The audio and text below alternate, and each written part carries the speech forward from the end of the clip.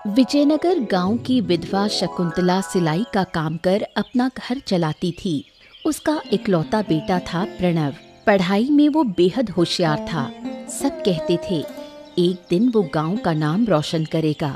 शकुंतला उसके साथ ढेर सारे सपने देखती थी। प्रणव अक्सर अपनी माँ से कहता था, एक दिन मैं आपके सारे कष्टों को दूर कर दूंगा माँ। किसी तरह खा पीकर उनका जीवन कट रहा था। समय बीतता गया, वर्षों गुजर गए। प्रणव जवान हो गया और शकुंतला बूढ़ी। पढ़ाई पूरी कर अब वो नौकरी की तलाश में था। क्या हाल बना लिया है तूने अपना। कितनी बार कहती हूँ जाते समय छाता ले जाया कर। मेरी तो कोई बात सुनता ही नहीं तू। ओहो, इतनी टेंशन में रहती है माँ, और ऊपर से इतनी जल्दी में निकलता हूँ कि याद ही नहीं रहता है। अच्छा छोड़, आज भी तो किसी इंटरव्यू में गया था। क्या कहा उन्होंने? आप कागजात देखकर तो उन्हें पसंद आया, पर अभी कुछ कह नहीं सकते हैं। बोले 2 दिन बाद फिर आना, तब बताएंगे कि नौकरी मिलेगी या नहीं मिलेगी। इन ऑफिस वालों का तो बस यही काम है, बस बेबस लोगों को चक्कर लगवाते रहो। इन्हें क्या पता नौकरी की कितनी जरूरत है तुझे। ओहो, तो उनकी क्या गलती है माँ? उन्हें भी तो अपने दफ्तर के लिए अच्छा कर्मचारी चाहिए। अब असली दिक्कत तो ये है कि आजकल नौकरी के बाजार में बहुत ज्यादा प्रतियोगिता हो गई है। ऐसे माहौल में टिकना बहुत मुश्किल हो गया है। क्या कहें अब। अच्छा छोड़, तू हिम्मत मत हार। तू तो पढ़ा लिखा समझदार लड़का है। थोड़ा समय लग सकता है, लेकिन तुझे एक ना एक दिन जरूर कोई अच्छी नौकरी मिल जाएगी। शकुंतला ने प्रणव को दिलासा देने की कोशिश की, लेकिन अंदर से वो बहुत टूट चुका था। हर गांव में ऐसे कुछ लोग जरूर होते हैं जिन्हें अपने जीवन से ज्यादा दूसरों के जीवन में दिलचस्पी होती है। कौन क्या कर रहा है, किसके घर में क्या झगड़ा है, इन्हीं बातों की रिसर्च में उनका दिन बीतता है। विजयनगर में ऐसे ही 2 लोग थे, व्यापारी पीताम्बर सेठ और किराने वाला मुरली। पीताम्बर सेठ को जब भी समय मिलता वो मुरली की दुकान पर जाकर बैठ जाता और फिर वहाँ गपशप का दौर चलता। कैसे हैं पीताम्बर बाबू? आज तो पूरे मन से पान खा के आ रहे हैं। लगता है कारोबार खूब चमक रहा है। अरे मुरली, क्या बताऊं, पिछले कुछ दिनों से कोई अच्छा काम नहीं मिला था, लेकिन अभी कुछ देर पहले ही 5 लाख रुपए का काम मिला है। हैं? 5 लाख? कुछ ही दिनों में तो आप इतने अमीर हो जाएंगे कि हम जैसे लोगों से बात करने का वक्त ही नहीं होगा आपके पास में। सही कहा ना? अरे क्या बात करते हो मुरली, इतने सालों में मुझे पहचाना नहीं क्या? मैं उन लोगों में से नहीं हूँ जो थोड़ा पैसा आते ही पुराने लोगों को भूल जाएं। मैं अच्छी तरह से जानता हूँ, घमंड पतन की जड़ है। अरे मैं तो मजाक कर रहा था आपके साथ, आप भी ना। सुना है प्रणव किसी बड़े दफ्तर में इंटरव्यू देने गया था कल। हो गया क्या उसका कुछ? देखा जाए तो पिछले 2 सालों में तो जाने कहां इंटरव्यू देता फिर रहा है। अब जिस दिन उसे नौकरी मिलेगी उस दिन कोयल के घर मुर्गी अंडा देगी, बाकी सब बकवास है। अब तो 4 महीने हो गए, लेकिन शकुंतला ने अब तक मेरे पैसे नहीं लौटाए। और कुछ दिन देखता हूँ, फिर ऐसा अपमान करूंगा ना कि जिंदगी में फिर कभी किसी से उधार नहीं मांगेगी। इस तरह दिन भर वो दूसरों की बुराई करके गप्पे मारकर ही अपना समय बिताते थे। विजयनगर में एक प्रतिष्ठित उद्योगपति रहते थे। उनका नाम किशन लाल था।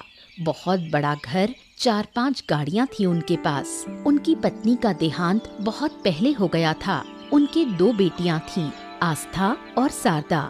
पिता की दौलत और रुतबे की वजह से आस्था और शारदा दोनों ही घमंडी स्वभाव की हो गई थीं। वो गरीब लोगों से बहुत बुरा व्यवहार करती थीं। दरअसल किशन लाल खुद भी बहुत खराब इंसान था। गांव के लोगों को ऊंचे ब्याज पर कर्ज देता और जब लोग ब्याज चुका नहीं पाते तो उनका सब कुछ छीन लेता। उसी स्वभाव का असर उसकी बेटियों पर भी था।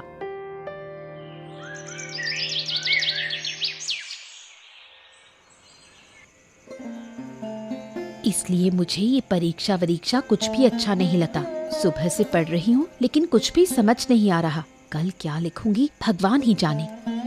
मेरी भी यही हालत है दीदी। देखो ना, इस विज्ञान की किताब को कब से पढ़ रही हूँ, एक अक्षर भी याद नहीं हो रहा। हमें पहले से ही तैयारी शुरू कर देनी चाहिए थी। चुप करना, इतना ज्ञान मत दे। और वैसे भी हमें इतना टेंशन लेने की क्या जरूरत है। अगर परीक्षा खराब भी हो गई तो पापा है ना, मास्टर जी से बात करके सब संभाल लेंगे। हाँ, मुझे भी लग रहा है कि मेरी विज्ञान की परीक्षा बहुत खराब जाएगी, कुछ भी नहीं लिख पाऊंगी। पापा से कहकर मास्टर जी को थोड़ा पैसा दिलवा देंगे, जैसे तैसे मामला निपट जाएगा।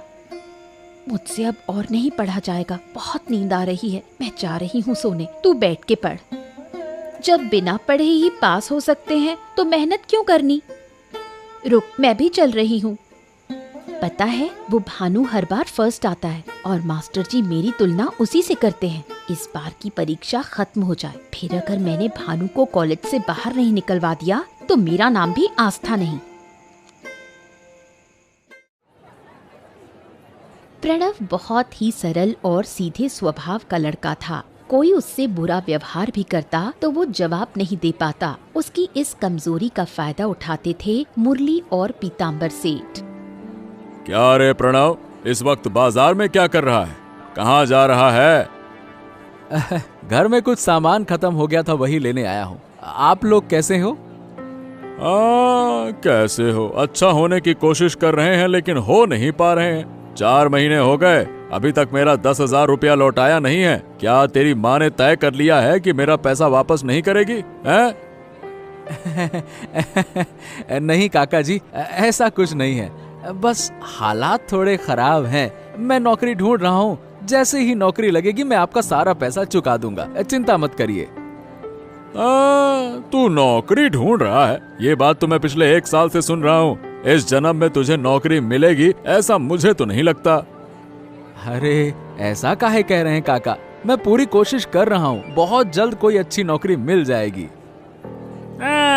यही बहाना बनाकर तेरी माँ ने गांव के कई सारे लोगों से पैसे लिए हैं। क्या तुम लोग सबका पैसा खाकर भागने की सोच रहे हो? हैं? अब देखिए, अभी हमारा समय थोड़ा खराब चल रहा है, लेकिन हम कोई चोर उचक्के नहीं हैं।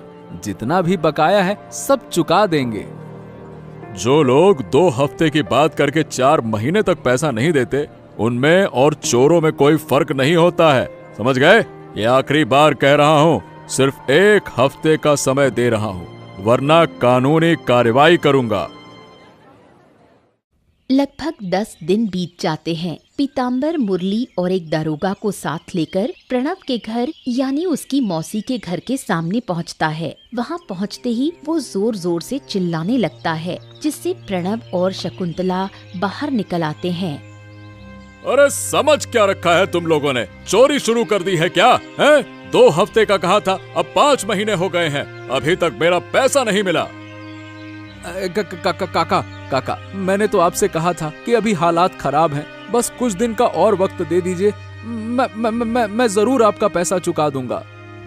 अरे क्या बात करते हो? अब और 1 पल का भी समय नहीं मिलेगा। आज ही मेरा पैसा चाहिए, नहीं तो मैं कोई तमाशा कर दूंगा। नालायकों! अरे इन्हें धमकी देने से कुछ नहीं होगा पीताम्बर बाबू। माँ बेटे दोनों को जेल की हवा खिलाइए। दरोगा बाबू हमारे साथ ही हैं।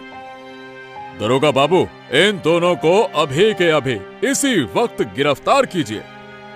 कृपया ऐसा मत कीजिए, अभी मेरे पास पैसे नहीं है, लेकिन कुछ पुराने गहने हैं, आप वो ले जाइए। अगर 2 महीने में भी पैसे ना लौटा पाई तो आप गहने बेच देना। शकुंतला का प्रस्ताव पीताम्बर को मंजूर हो जाता है। वो उसके पुराने गहने लेकर वहाँ से चला जाता है। प्रणव अपनी माँ के गहने वापस लाने के लिए दृढ़ संकल्प करता है। उसे समझ में आ गया कि अगर उसे पैसे कमाने हैं तो नौकरी का इंतजार करना बेकार है। उसे कोई दूसरा रास्ता तलाशना होगा। बहुत लोगों से बातचीत करने के बाद उसे किशनलाल के बारे में पता चलता है और काम की तलाश में वो किशनलाल के घर पहुंचता है। तुम्हें पहले कहीं देखा नहीं, अपना परिचय दो। मेरा नाम प्रणव दास है, मैं दासपाड़ा में रहता हूँ। मैं कई दिनों से नौकरी की तलाश में इधर उधर भटक रहा हूँ। बड़े बड़े दफ्तरों में इंटरव्यू दिए, लेकिन कहीं से भी कोई लाभ नहीं हुआ। किसी ने मुझे नौकरी नहीं दी। आजकल नौकरी का बाजार कुछ अच्छा नहीं है। नौकरी की उम्मीद में बैठे रहना बेवकूफी के सिवा कुछ नहीं है। आज की युवा पीढ़ी होकर ये भी नहीं जानते क्या है? मुझे पता है, लेकिन अपने खुद के व्यवसाय शुरू करने की स्थिति में मैं हूं नहीं, इसीलिए। अच्छा ठीक है, मैं तुम्हारी क्या मदद कर सकता हूँ? अगर पैसे उधार चाहिए तो ब्याज लगेगा, बताओ चुका पाओगे? मैं आपसे पैसे मांगने नहीं आया हूँ। सुना है आपके पास कई कारखाने हैं, अगर उनमें से किसी एक में मुझे काम मिल जाता तो बहुत उपकार होता। इस समय मुझे अपने किसी कारखाने में कामगार की जरूरत नहीं है। देखिए, मैं बहुत उम्मीद के साथ आपके पास आया हूँ, बहुत मुसीबत में हूँ, मुझे एक नौकरी की सख्त जरूरत है, कृपया करके थोड़ी दया करिए ना। अच्छा ठीक है, वैसे मुझे एक ईमानदार लेखाकार की जरूरत है। क्या तुम लेखा जोखा संभाल सकते हो? हाँ, बिल्कुल बिल्कुल, मैं पूरी ईमानदारी से काम करूंगा। हाँ तो ठीक है, तो तुम मेरे आटे की फैक्ट्री में लेखाकार के रूप में काम शुरू कर सकते हो। फिलहाल मैं 1500 रुपए से ज्यादा तो नहीं दे सकता। बहुत संघर्षों के बाद जब आखिरकार प्रणव को नौकरी मिली तो उसकी खुशी का ठिकाना नहीं रहा और वो किशनलाल के प्रति कृतज्ञता व्यक्त करता है। प्रणव को कारखाने में नौकरी मिलने की खबर मुरली और पीताम्बर के कानों तक पहुंची। मुरली हमेशा से प्रणव से जलता था और अब तो ईर्ष्या से तिलमिला उठा। किशनलाल के घर में ड्राइवर के रूप में काम करता था आनंद। मुरली ने उसे खुश करने के लिए कई बार अपनी दुकान से मुफ्त में चीजें खिलाईं ताकि वो प्रणव के बारे में जानकारी ला सके। ए आनंद, ये प्रणव किशनलाल बाबू के किस कारखाने में काम करता है, कुछ पता है तुझे? अब बाबू के तो कई कारखाने हैं, वो किसमें काम करता है ये ठीक से कह नहीं सकता, लेकिन शायद आटे की या फिर चीनी की फैक्ट्री में से किसी एक में हो सकता है। हाँ, बोल तो सही रहे हो। प्रणव को कितनी तनख्वाह मिलती है, इसके बारे में कोनो जानकारी है क्या? अब ये बात तो मैं पक्के से नहीं कह सकता मुरली, हाँ लेकिन इतना सुना है कि जो तनख्वाह मिलती है उससे माँ बेटे का गुजर बसर अच्छे से हो रहा है। जिसे मैंने हमेशा तुच्छ समझा, बेरोजगार कहकर मजाक उड़ाया, वो अब नौकरी पा गया, वो भी किशनलाल बाबू जैसे बड़े आदमी के यहाँ, और मैं सालों से इस पुरानी टूटी दुकान में ही फंसा हूँ। मेरी बात प्रणव से अक्सर होती रहती है। किशनलाल बाबू उसकी ईमानदारी से बहुत खुश हैं। सुना है कि वो धीरे धीरे अपने सारे कर्ज चुका रहा है। बाबू खुश होकर उसकी तनख्वाह भी बढ़ा सकते हैं। क्या बात कर रहा है? हो, मतलब जितना भोला दिखता है उतना ही अंदर से चालाक। अब जो भी हो, उसने सारी मुश्किलें पार करके आज एक अच्छी जगह हासिल की है, यही देखकर अच्छा लगता है। चलो अच्छा है। जो लड़का सारी जिंदगी बेरोजगार रहा, वो अब इज्जतदार नौकरी कर रहा है, और मैं अब भी एक मामूली दुकानदार हूँ। अगर उसकी नौकरी छीनकर उसे फिर से सड़क पर ना ला दूं, तो मेरा नाम भी मुरली नहीं।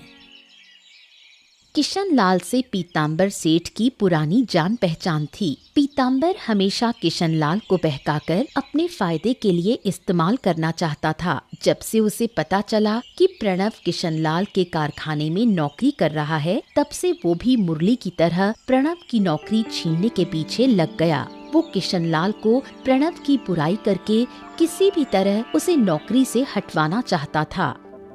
अब देखिए, बुरा मत मानिएगा किशनलाल बाबू, लेकिन मैं आपको बहुत समझदार आदमी समझता था, पर आपने तो बहुत ही बेवकूफी का काम कर दिया। देखिए, जुबान संभाल कर बात कीजिएगा, मेरे साथ आपका कोई मजाक का रिश्ता नहीं है, समझ गए? बताइए क्या बेवकूफी की है मैंने? मतलब ये है कि आपने जिस लड़के को अपने कारखाने में नौकरी दी, वो प्रणव, आप जानते हैं वो कैसा है? अगर जानते होते तो कभी भी उसे इतनी बड़ी जिम्मेदारी नहीं देते। क्यों, क्या हो गया? वो पिछले 7 महीने से मेरे कारखाने में काम कर रहा है, ईमानदारी और निष्ठा से काम करता है।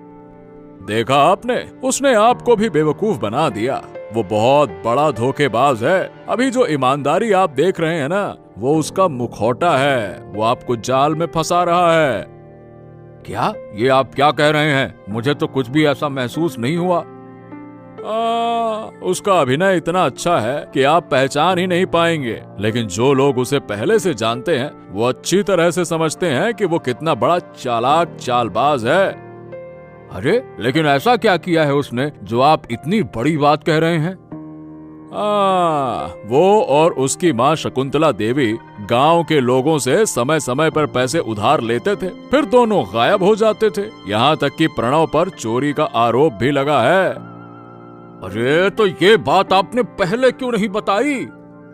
अरे जरा अपने कारखाने का हिसाब लगवाइए, देखिए कि अब तक कितना पैसा उसने गबन कर दिया है। सब आपकी आंखों के सामने हो रहा है और आपको खबर भी नहीं है, यही तो बता रहा हूँ मैं।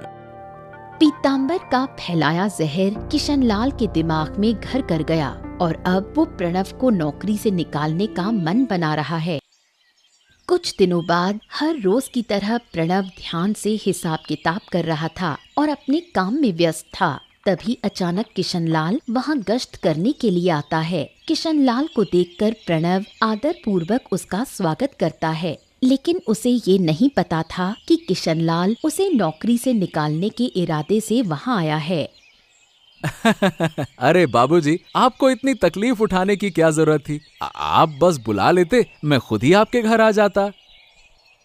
ये मेरी फैक्ट्री है, जब चाहूँ तब आ सकता हूँ। इसके लिए मुझे किसी से पूछने या इजाजत लेने की जरूरत नहीं है, समझे? मतलब मेरा ऐसा कहने का मतलब नहीं था बाबूजी, कृपया मुझे माफ कर दीजिएगा। प्रणव, मुझे नहीं लगता कि अब तुम्हारी इस फैक्ट्री में कोई जरूरत है। सीधी बात है कि आज से तुम यहाँ बिल्कुल मत आना, समझ गए? हाँ बाबूजी, आप अचानक से ये सब क्यों कह रहे हैं? मुझसे कोई गलती हो गई है क्या? अगर कुछ गलत किया है तो बताइए, मैं उसे सुधार लूंगा, लेकिन बिना वजह के नौकरी से निकालना कहाँ का इंसाफ है? अरे भाई, ये फैक्ट्री मेरी है, यहाँ कौन काम करेगा और कौन नहीं, इसका फैसला करने का पूरा अधिकार मेरे पास है। मुझे तुम्हें वजह बताने की जरूरत नहीं है, समझ गए? अब बिना किसी कारण इस तरह से नौकरी से निकाल देना, ये तो गलत बात है बाबूजी। अगर मेरी ये नौकरी चली गई तो मेरे घर में फिर से गरीबी आ जाएगी। ये तो तुम्हारा घर कैसे चलेगा, ये मेरी चिंता नहीं है। मेरी चिंता है मेरी फैक्ट्री कैसे चलेगी, समझ गए? बाबूजी, कृपया करके मुझे रोजगार से मत निकालिए, ये नौकरी मेरे लिए बहुत जरूरी है, ऐसा मत करिए। एक बार मैंने जो फैसला कर लिया, फिर मैं उससे पीछे नहीं हटता। अब तुम्हारी ये मिन्नतें कोई मायने नहीं रखती है, चुपचाप चले जाओ बस। बेबस प्रणव नौकरी बचाने के लिए किशनलाल के पैरों में गिर जाता है, लेकिन किशनलाल का दिल नहीं पिघलता। फैक्ट्री से धक्का देकर बाहर निकलवा देता है। नौकरी छूटने के बाद प्रणव बुरी तरह से टूट जाता है। वो इधर उधर भटकता है और रोता रहता है। जिस नौकरी ने उसके जीवन में उम्मीद की किरण जगाई थी, वही अब उससे छिन गई है। ये बात वो शकुंतला को कैसे बताए, यही सोचकर वो अंदर ही अंदर टूट रहा था। क्या हुआ बेटा, तेरी ये हालत क्यों है? और आज तू इतनी जल्दी काम से कैसे लौट आया?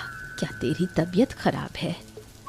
माँ, मेरी नौकरी चली गई। बिना किसी कारण के उन्होंने मुझे धक्के देकर बाहर निकाल दिया। इतना कहते ही प्रणव फूट फूट कर रोने लगा और शकुंतला को समझ में नहीं आता कि वो उसे कैसे दिलासा दे। आज मैंने ये समझ लिया माँ, ये दुनिया सीधे साधे लोगों के लिए नहीं है। यहाँ वही टिकते हैं जो अपना हक छीनना जानते हैं। आज तक सबने मेरी सादगी का फायदा उठाया, मुझे अपमानित किया, लेकिन अब नहीं। अब मैं भी इस समाज को दिखाऊंगा कि मैं क्या कर सकता हूँ। हाँ। तू ये क्या कह रहा है बेटा? क्या करेगा तू? प्रणव शकुंतला की बातों का कोई जवाब नहीं देता। वो बस चुपचाप सिर झुकाकर बैठा रहता है और उसके भीतर गुस्से की आग सुलगती रहती है। बहुत दिन बीत जाते हैं। गांव के लोग अपने अपने जीवन में व्यस्त हो जाते हैं। प्रणव और शकुंतला को सब लगभग भूल ही जाते हैं। एक दिन गांव में एक साधु आता है। उसका नाम रघुनाथ था। रघुनाथ जंगल में एक आश्रम बनाकर रहने लगता है। गांव के कुछ लोग उससे मिलने जाते और अपनी जिंदगी की समस्याएं उसके साथ साझा करते। एक दिन प्रणव भी उससे मिलने जाता है। हरिओम हरिओम। कौन हो बेटा? इस अंधेरे में मेरे आश्रम में क्या कर रहे हो? इस समय तो यहाँ कोई नहीं आता। मुझे पता है कि ये समय आपके विश्राम का है। आपको परेशान करने के लिए माफी चाहता हूँ, लेकिन मैं जानबूझकर इस समय पर आया हूँ ताकि कोई मुझे देख ना सके। मुझे अब लोगों की नजरों से दूर रहना अच्छा लगता है। लेकिन क्यों? ऐसा क्या हुआ है जिससे तुम सबसे छिपकर रहना चाहते हो? अगर मन में कोई पीड़ा है तो बेझिझक बताओ। मन की पीड़ा अगर बताने बैठा तो शायद कभी खत्म ही ना हो। मुझे जीवन में कभी भी सिवाय तिरस्कार, अपमान और उपेक्षा के कुछ नहीं मिला। मैं चाहता था जैसे मेरे दिल में सबके लिए प्यार है, वैसे ही लोगों के दिल में मेरे लिए भी कुछ थोड़ा बहुत ही सही प्यार तो हो। तुम एक नेक इंसान हो, लेकिन इस दुनिया में तुम्हारे जैसे सीधे लोग अक्सर अपमान और दुख ही पाते हैं। ये दुनिया बहुत निर्दयी है। जितना तुम लोगों को अपनाना चाहोगे उतना ही वो तुम्हें दूर करेंगे। तो अब मैं क्या करूं? जो अपमान, उपेक्षा मुझे मिली है उसका बदला कैसे लूं? तुम्हें खुद को बदलना होगा, अपनी सादगी को छोड़ना होगा, तभी लोग तुम्हारी असली कद्र करना सीखेंगे। रघुनाथ की बातों को सुनकर प्रणव निर्णय लेता है। अब वो अपना ऐसा रूप दिखाएगा जो किसी ने कभी सोचा भी नहीं था। अब वो तैयार है हर अपमान और हर उपेक्षा का हिसाब चुकता करने के लिए। एक रात आस्था, शारदा और किशनलाल एक साथ खाना खा रहे थे। तभी दरवाजे पर दस्तक हुई। आस्था उठकर दरवाजा खोलने जाती है। दरवाजा खोलते ही वो देखती है कि अंधेरे में एक काले कपड़े पहना हुआ आदमी खड़ा है, जिसकी शक्ल साफ नजर नहीं आ रही। बढ़ी हुई दाढ़ी और मूछें, भयानक चेहरा और हाथ में एक धारदार चाकू। दरवाजा खुलते ही वो जोर से अंदर घुस गया। अरे कौन हो तुम? इतनी रात को मेरे घर में घुसने की हिम्मत कैसे हुई? अरे चाहते क्या हो तुम? कौन हो? किशनलाल बार बार पूछता है, लेकिन वो आदमी कोई जवाब नहीं देता।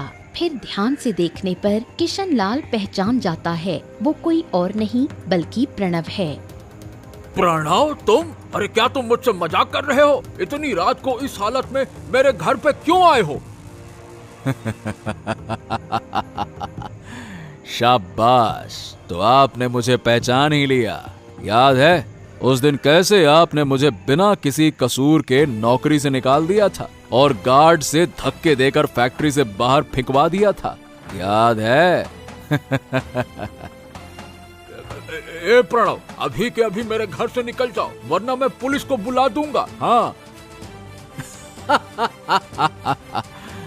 मैं एक अधूरा काम पूरा करने आया हूँ। जब वो काम हो जाएगा तब मैं खुद से जीत जाऊंगा।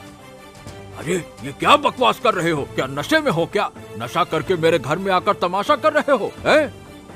मैं आज उस अपमान का बदला लेने आया हूँ। जैसे आपने उस दिन मेरी परवाह किए बिना मुझे नौकरी से बाहर निकाल दिया था, आज मैं आपको खत्म करके आपके परिवार को अकेला छोड़ जाऊंगा। हाँ, रुक जा। अरे इतना कहकर प्रणव किशनलाल पर चाकू से वार करता है। किशनलाल गंभीर रूप से घायल होकर जमीन पर गिर जाता है, वहाँ से भाग जाता है। गांव में इतने बड़े उद्योगपति की हत्या की खबर आग की तरह पूरे गांव में फैल जाती है। लोग डर के साए में जीने लगते हैं। पुलिस किशनलाल के घर की तलाशी लेती है और वहीं से आस्था और शारदा को बचा लेती है। आस्था और शारदा बहुत डरी हुई थीं। पुलिस उनसे पूरी घटना का विवरण पूछती है। वो बस इतना ही बता पाती हैं कि हत्यारे का नाम प्रणव था। जब आस्था और शारदा की गवाही में प्रणव का नाम आता है तो मुरली और पीताम्बर बुरी तरह घबरा जाते हैं। उन्हें डर सताने लगता है कि कब उनके ऊपर भी हमला हो जाए। अरे कई दिनों से मैंने उसे देखा नहीं है। सुना था कि वो घर से ज्यादा बाहर नहीं निकलता, लेकिन वो कुछ ऐसा करेगा ये तो भाई मैंने सपने में भी नहीं सोचा था। अरे मुझे तो पूरी घटना ही नकली लग रही है। अरे प्रणव जैसा सीधा साधा मूर्ख लड़का भला कैसे एक उद्योगपति की हत्या कर सकता है, वो भी ऐसे इंसान की जिसके यहाँ उसने कभी काम किया था। मुझे लगता है कि नौकरी से अचानक निकाले जाने और बेइज्जती का बदला लेने के लिए ही प्रणव ने ऐसा किया।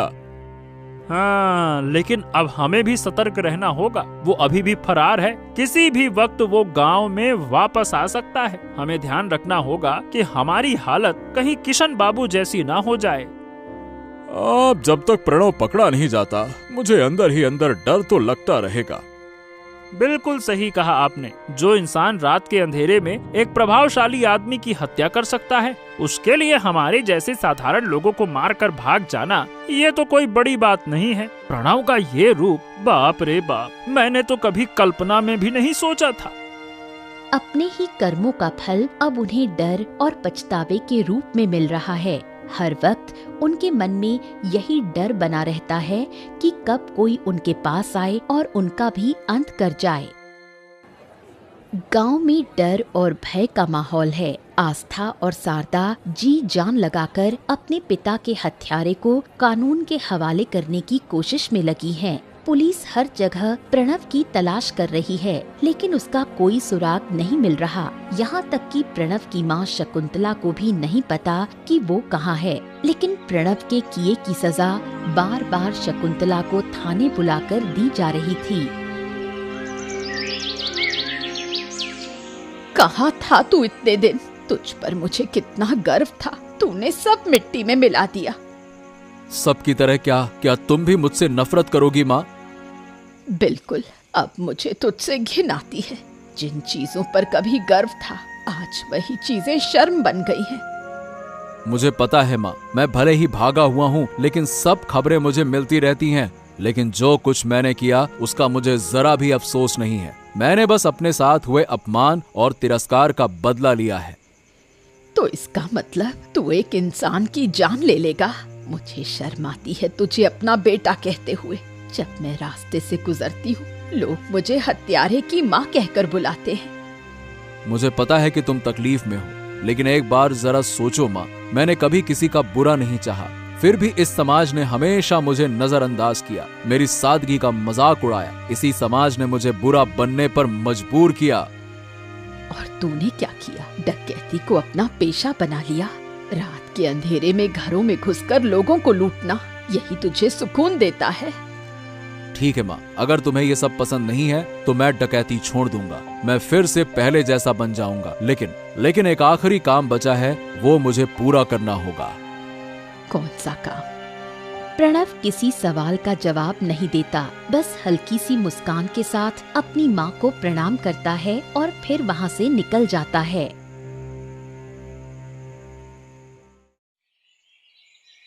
कुछ दिन बीत जाते हैं।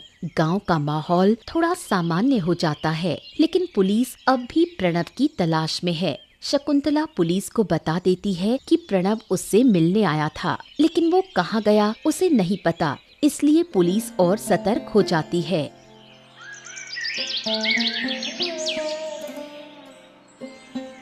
हाँ, पहचाना मुझे पीताम्बर? मैं वही प्रणव हूँ जिसे तूने हमेशा अपमानित किया।